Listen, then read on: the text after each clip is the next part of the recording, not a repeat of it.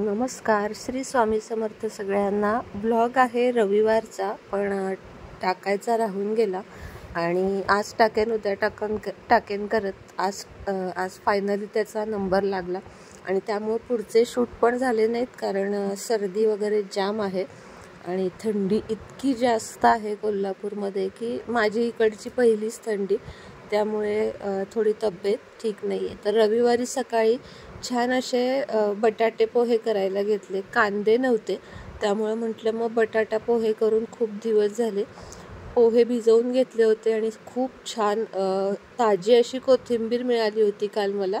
सगळी काही भाजी आणली पण नेमकी कांदे आणायचे विसरले।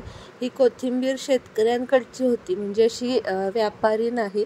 वास खूप छान येत होता याचा, धन्यांसारखा जो वास असतो तो अगदी ओरिजिनल कोथिंबीरीसारखा येत होता, त्यामुळे पोह्यात घातल्यावर पोह्याची चव आणखीनच वाढली। थोडे बटाटे, अर्ध लिंबू, पोहे, शेंगदाणे अशी सगळी तयारी करून घेतली होती।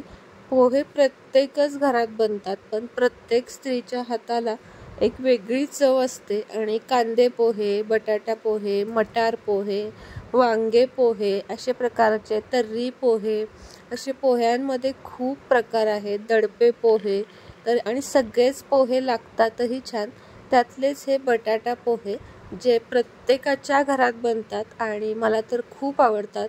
इकडं मीठ संपलं होतं, मिठाच्या बरण्या घासल्या होत्या म्हणून मीठ काढून घेतलं, तेल चांगलं तापवलं, त्यामध्ये मोहरी आणि सगळ्यात आधी मिरच्या घालायच्या, म्हणजे सगळ्या पोह्यांमध्ये मिरच्यांची चव उतरते।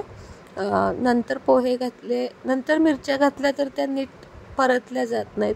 मग थोडेसे शेंगदाणे, आमच्याकडे शेंगदाणे सगळ्यांना आवडतात पोह्यात, त्यामुळे भरपूर असे शेंगदाणे घातले।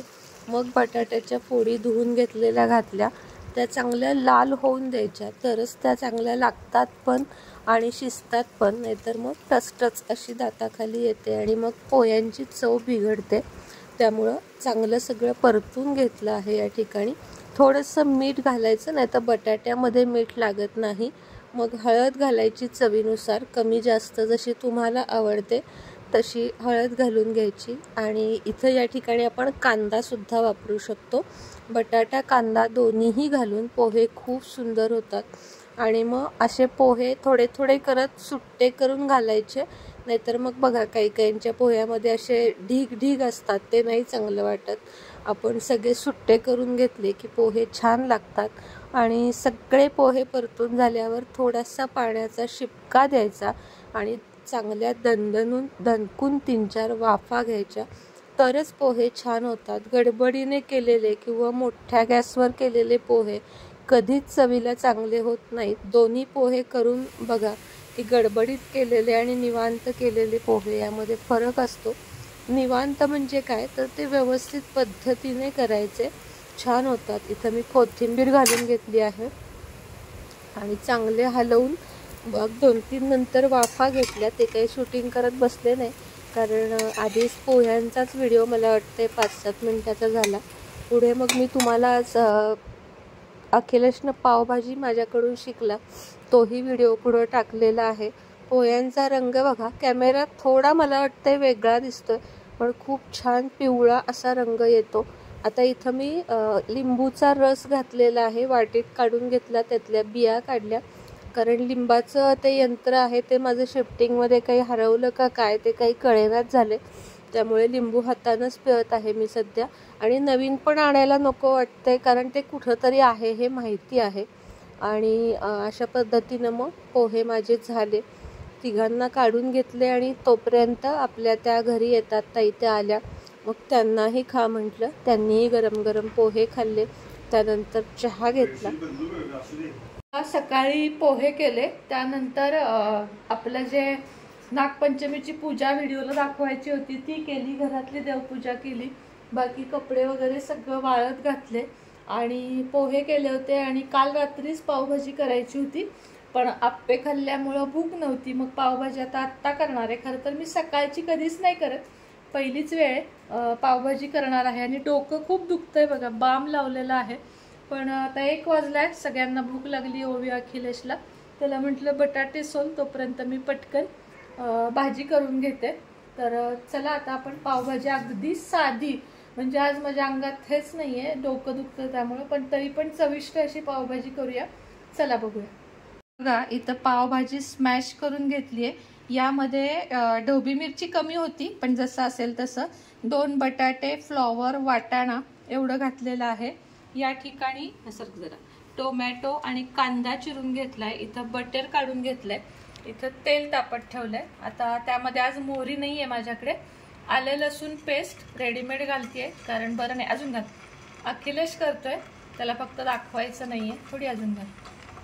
हॅलो पळीनं, कारण त्याला पण आता शिकायची आवड लागली आणि लागली आहे तर आपण शिकवायचं. पोह्याचीच कढई घेतली आहे, नाहीतर म्हणाला अशी का कढई दिसते, तर मोठा घ्यायचा. आणि तिखटा मिठाचा डबा. तर त्यामध्ये कांदा घालायचा. कांदा चांगला लाल परतून द्यायचा. हळद घालायची. हळद अर्धा चमचा. हे सगळं अंदाजाने घालायचं. मी त्याला सांगते म्हणून सांगत आहे तुम्हाला. थोडा सगळ्यात मोठा करूया. आता चांगला लाल परतून द्यायचा. मध्ये बारीक चिरलेला टोमॅटो घालायचा आहे. आणि आता तिखट घालायचं आहे. हे 2 चमचे गच्च भरून तिखट. गच्च भरून अजून थोडं. बस आता हलवायचं आहे.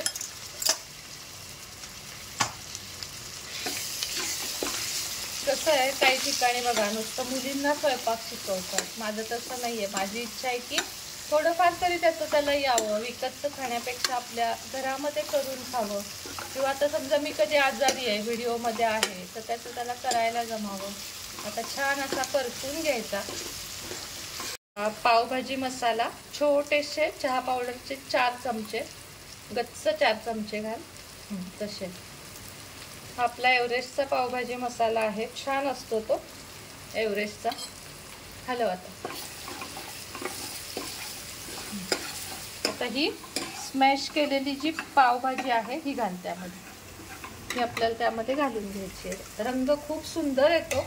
अजून तिखट पाहिजे असेल तर वरून तडका मारायचा. काही जण यामध्ये कच्ची हे घालतात, ढोबळी मिरची, पण मला नाही आवडत सांगते, त्यामुळे मी अशी घालते. 1 मोठा चमचा मीठ घालायचं. अजून थोडं घाल. थोडं घाल अजून. आता हे मीठ झालेलं आहे. आता कोथिंबीर घाल आणि हलवून घे. थोडीशी वरण घालायला ठेव. आता निम्मी घाल. अशी खरं ना, मला खूप दिवसांनी मी आज पावभाजी करते. आपण घरात केलं तर मला सांगा की किती पैसे सेव्ह होतात. आणि विकतचं खाऊन मनही भरत नाही आणि ते हायजीन पण जपत नाहीत. आपण टोमॅटोमध्ये, फ्लॉवरमध्ये आळी आहे का बघतो, फ्लॉवर उकडून घेतो, तसं काहीच होत नाही. तर आता इथं तवा ठेवलेला आहे, ह्याला बटरला. ह्याच्यावर आपण आता पाव भाजून घेऊया. पाव करण्यासाठी तेल, तिखट, मीठ, पावभाजी मसाला घातलेला आहे. घाल आता पाव. आणि आता ह्याच्यावर आपल्याला असे पाव मस्त फिरवून दोन्ही बाजूनं भाजून घ्यायचे आहेत. बटर घालायचं आहे. भाजू दे चांगले. अशा मस्त चमचमीत पाव भाजून झालेले आहेत. इकडे पावभाजीला अजून कट यायचा आहे, कारण ती उकळायची आहे. बंद आहे बाळा गॅस? चालू आहे ना. मोठा गॅस केला की त्याच्यावर कट येतो. तर तुम्हाला भेटते 5 मिनिटांनी.